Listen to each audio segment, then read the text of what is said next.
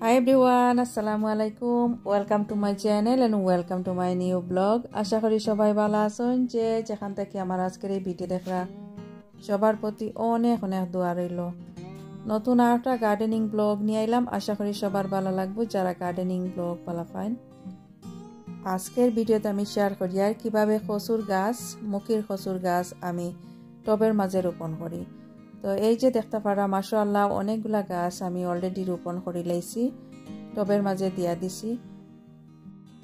বেশ কিছু চারা এখনো রোপণ করার বাকি রয়ে গেছে। তো আজকে কিছু চারা রোপণ করবো আর কিভাবে মুখি থাকি চারা তৈরি করি অন্য একটা ভিডিওতে অবশ্যই শেয়ার করবো। যদি ভালো লাগে please like share and comment করবা। যারা অলরেডি সাবস্ক্রাইব করছেন থ্যাংক ইউ সো মাচ। নতুন যারা আছেন সাবস্ক্রাইব করি আমার চ্যানেলের পাশে থাকবা। তাহলে চলো এখন আমি মাটি রেডি করি নিয়ে আর গাছ লাগাইবার লাগি। এই যে বেশ বড় সাইজের একটা টব নিছি, একটা প্লান্টার নিছি। এইখানের মাঝে কিছু পুরাতন মাটি দিছি, লাস্ট ইয়ার আমি টবের মাঝে ইউজ করছিলাম। আর এই মাটির মাঝে অলরেডি কিছু সার কম্পোস্ট দেয়া আছে, লাস্ট ইয়ার ইউজ করছিলাম। যেহেতু এগুলা লাস্ট ইয়ার ইউজ করছি এখন নতুন করিয়া আরো কিছু সার দিয়া দিমু। কিতা ইউজ করিয়ার আজকের এই ভিডিও শেয়ার করিয়ার। এই মাটির মাঝে আমি কিছু কম্পোস্ট ইউজ করি আর এখন কিছু কম্পোস্ট মাল্টিপারপাস কম্পোস্ট দিছি।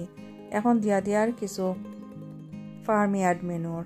আর যে পুরাতন মাটি দিছি মাটিগুলা টপ থাকি লাস্ট ইয়ার বাইর করিয়া আমি শুকাইয়া রাখছিলাম। তো এখন আবার নতুন করে এগুলা ইউজ করি আর। তো এই যে পুরাতন মাটি, কম্পোস্ট আর ফার্মইয়ার্ড ম্যানুর একসাথে আমি ভালো করে মিক্স করি নিয়ার। অন্য কোনো ধরনের সার ফার্টিলাইজার কোনো কিছুই দিয়ার না, কারণ এগুলা দিলে দেখছি আমি নতুন যে চারা রোপণ করি আর চারার শিকড়গুলা নষ্ট হয়ে যায়, গাছও অনেক সময় মরে যায়। তো গাছ লাগাইবার সময় শুধু আমি এই দুইটা জিনিস দেই, মাটির সাথে মাল্টিপারপাস কম্পোস্ট আর ফার্মইয়ার্ড ম্যানুর। চারা লাগানির 2-3 সপ্তাহ পরে গাছগুলা যখন সেটেল হয়ে যায় তখন আমি অন্যান্য সার ইউজ করতাম পারি, তেমন একটা অসুবিধা হয় না। তো চারা লাগাইবার লাগি আমি এই যে চারা দেখতে পারা খুব সুন্দর চারাগুলা, অনেক হেলদি।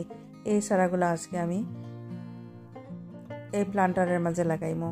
আর এই চারা এই যে টবের মাঝে রাখছি চারাগুলা তোলার লাগি খুব সহজ পদ্ধতি হইল, যে সময় চারা তুলবা এর 1 ঘন্টা আগে পানি দিয়া এগুলা ভিজাইয়া রাখবা। পানি দিয়া 1 ঘন্টা আগে যদি প্লান্টারের মাঝে ফটের মাঝে পানি দেওয়া হয় ইজিলি এই গাছগুলা উঠিয়ে আই হয়, যেহেতু অল্প কিছু মাটির মাঝে এই চারা লাগাইছি।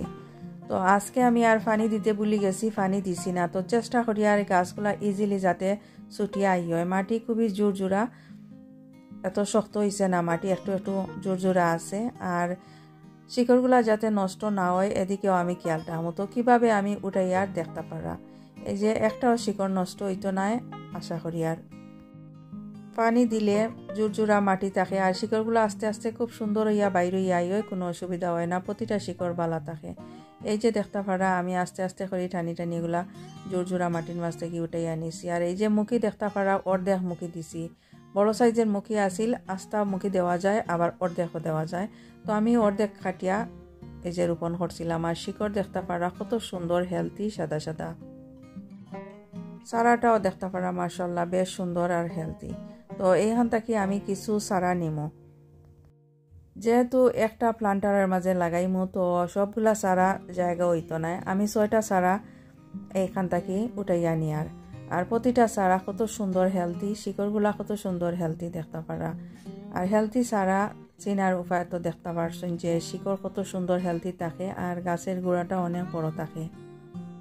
কিছু গাছ এখানের মাঝে ছোট ছোট রয়ে গেছে, ছোট যেগুলা এগুলা এইখানের মাঝেই থাকবো, অন্য একটা টবের মাঝে আমি ট্রান্সপ্লান্ট করিয়া নিমু।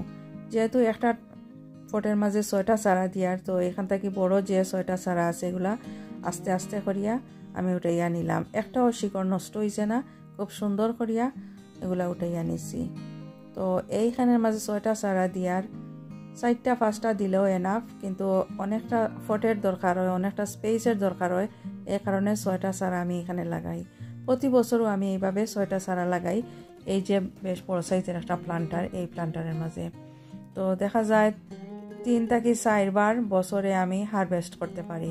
এই যে 3 মান্থ থাকবো, ওয়েদার একটু বালা গরম থাকবো, তো 3 মান্থের মাঝে আমি 4 বার হারভেস্ট করতে পারি যদি ওয়েদার ভালো থাকে। তো এই বছর তো অলরেডি জুন আইছে, আজকে জুনের 14 তারিখ, 14th of জুন। তো ওয়েদার তেমন একটা ভালো নাই, এই যে বৃষ্টি শুরু হয়ে গেছে। সকালের সময় একটু একটু রোদ আসিল, তো এখন দেখা যায় বৃষ্টি শুরু হয়ে গেছে। 12টা থেকে শুরু হয়ে গেছে বৃষ্টি। তো বৃষ্টির মাঝে এই চারাগুলা লাগাই, আর পুরাপুরি এখনো বৃষ্টি আইছে না, একটু একটু ফুটা ফুটা পড়ে।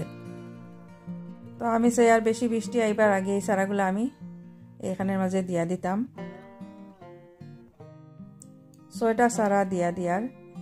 তো শিকড় যে উপর দিকে দেখা যায় একটু একটু, শিকড়গুলো মাটি দিয়ে আমি কাভার করিয়া দিমু। শিকড় আসলে উপর দিকে থাকতো না, নিচের দিকে শিকড়গুলো থাকতো। তো উপরেও আমি কিছু মাল্টিপারপাস কম্পোস্ট আড করমু, উপরে দিয়া দিমু কিছু মাল্টিপারপাস কম্পোস্ট, যে সময় গাছ লাগানি হয়ে যাব পুরাপুরি। এই গাছগুলা লাগানোর পরে 2 সপ্তাহের মাঝে কোনো ধরনের খাবার আমি দিতাম না। খাবার বলতে প্লান্ট ফুড যেগুলা, সার ফার্টিলাইজার যেগুলো আছে, কোনো ধরনের সার ফার্টিলাইজার কোনো কিছুই আমি এই গাছের গুঁড়ার মাঝে দিতাম না 2 সপ্তাহের মাঝে। 2 সপ্তাহে দেখা যাইব এই যে শিকড়গুলা সেটেল হয়ে গেছে। এখন আমি উপর দিকে কিছু মাল্টিপারপাস কম্পোস্ট দিয়ার 2 সপ্তাহ গাছ লাগানোর 2 সপ্তাহের ভিতরে যদি কোনো ধরনের সার দিয়া দেই, ফার্টিলাইজার এগুলা দিয়া দেই, তাহলে দেখা যাইব শিকড়গুলা নষ্ট হয়ে যাব। আর 2 সপ্তাহ 3 সপ্তাহ পরে গাছগুলার রুট যেগুলো আছে এগুলা সেটেল হয়ে যাব। তো অন্যান্য খাবার যেগুলো আছে দিলে তেমন একটা অসুবিধা হইতো না। তো আমি একটু পানি দিয়া দিলাম। এখন একটু গাছ লাগাইছি এই কারণে একটু পানি দিয়া দিলাম। আবার যদি গাছের গোড়াটা শুকাই যায় তখন অল্প পরিমাণ পানি দিয়া দিব। তো যদি ভালো লাগে আমার আজকের এই video, please like, share and comment করবা। যারা অলরেডি সাবস্ক্রাইব করছেন থ্যাংক ইউ সো মাচ। নতুন যারা আছেন সাবস্ক্রাইব করিয়া আমার চ্যানেলের পাশে থাকবা। এখন আমি এই টব, এই যে আরো টব আছে, এই টবের পাশাপাশি আনিয়া রাখবো। এই যে আনিয়া রাখছি। ভালো থাকুক সবাই, এখানেই বিদায় নিচ্ছি। আল্লাহ হাফেজ।